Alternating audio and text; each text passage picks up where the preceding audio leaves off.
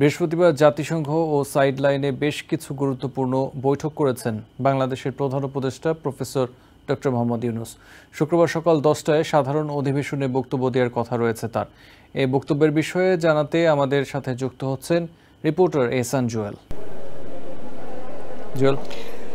আসিফ, দিনের কর্মসূচি অনেকটুকুই শেষের দিকে, আর মাত্র একটা কর্মসূচি বাকি আছে, অর্থাৎ প্রফেসর ডক্টর মোহাম্মদ ইউনূস তিনি রাত 8:45 বাংলাদেশি ডেলিগেটস কিংবা আমন্ত্রিত অতিথিদেরকে নিয়ে একটি বৈঠক করবেন বাংলাদেশ হাউসে। এর বাইরে তার পুরো দৃষ্টিটাই কিন্তু এখন আছে আগামী দিন, অর্থাৎ শুক্রবার তিনি সকাল 10টায় নিউ ইয়র্ক টাইম, সে সময় জাতিসংঘের সাধারণ অধিবেশনে ভাষণ দেবেন। এই ভাষণটাই এখন আসলে সবার দৃষ্টিতে আছে, সবার মনোযোগের মূল কেন্দ্রে আছে, কারণ তিনি আসলে কি ভাষণ দেবেন তার সেটির দিকে তাকিয়ে আছে।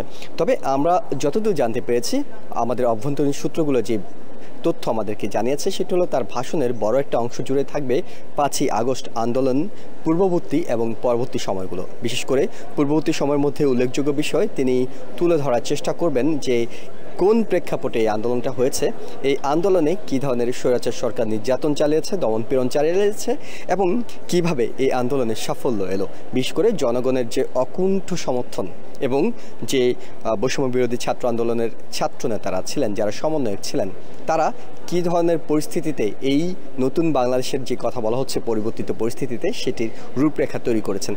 পরবর্তী যে বিষয়গুলো আসতে পারে সেটি হলো যে এই বাংলাদেশ এখন কোন পথে হাঁটবে, অর্থাৎ সামনের দিনগুলোতে বাংলাদেশের গন্তব্য কী হবে, বাংলাদেশের পরবর্তী ভবিষ্যৎ কর্মপরিকল্পনা কী হবে, সেটি তিনি বিশ্ব নেতাদের সামনে তুলে ধরার চেষ্টা করবেন। কারণ এত বড় আসরে কথা বলার সুযোগ আসলে বাংলাদেশের ভবিষ্যৎ পরিকল্পনা, অতীত প্রেক্ষাপট সেগুলো তুলে ধরার সুযোগ আসলে খুব কমই পাওয়া যায়।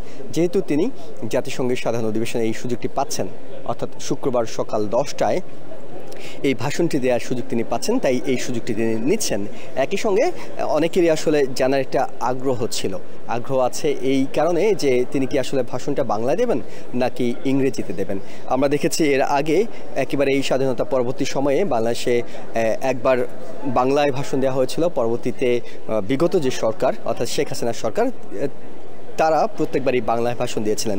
কিন্তু এর আগে যারা ছিলেন বাংলাদেশের সরকার প্রধান হিসেবে জাতিসংঘে এসেছিলেন, হোসেন মোহাম্মদ এরশাদ, বেগম খালেদা জিয়া কিংবা অন্য যারা এসেছিলেন, সবাই কিন্তু ইংরেজিতে ভাষণ দিয়েছিলেন। তাই প্রফেসর ডক্টর মোহাম্মদ ইউনূস কোন ভাষায় ভাষণটা দেন সেটা গুরুত্বপূর্ণ।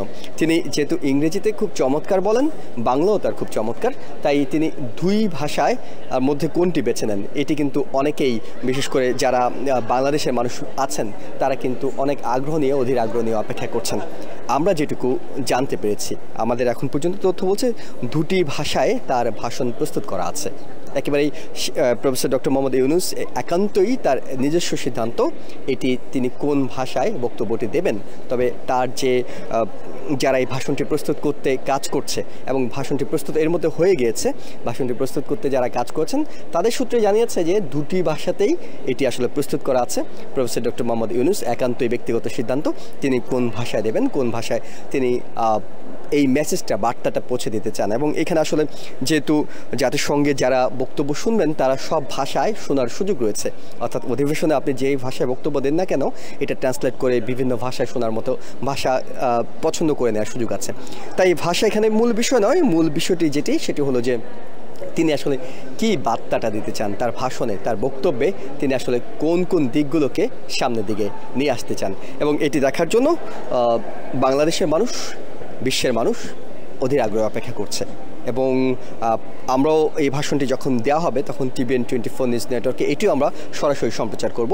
দর্শক যারা দেখতে চাইবেন তারা TVN 24 নিউজ নেটওয়ার্কের মাধ্যমে তার ভাষণটি সরাসরি শোনার সুযোগ পাবেন। আসিফ, এখন পর্যন্ত এই ছিল আমার কাছে জাতিসংঘ সদর দপ্তর থেকে সবশেষ খবর। নিউ ইয়র্ক থেকে সম্প্রচারিত TVN 24 টেলিভিশন বিশ্বজুড়ে বাঙালির কণ্ঠস্বর।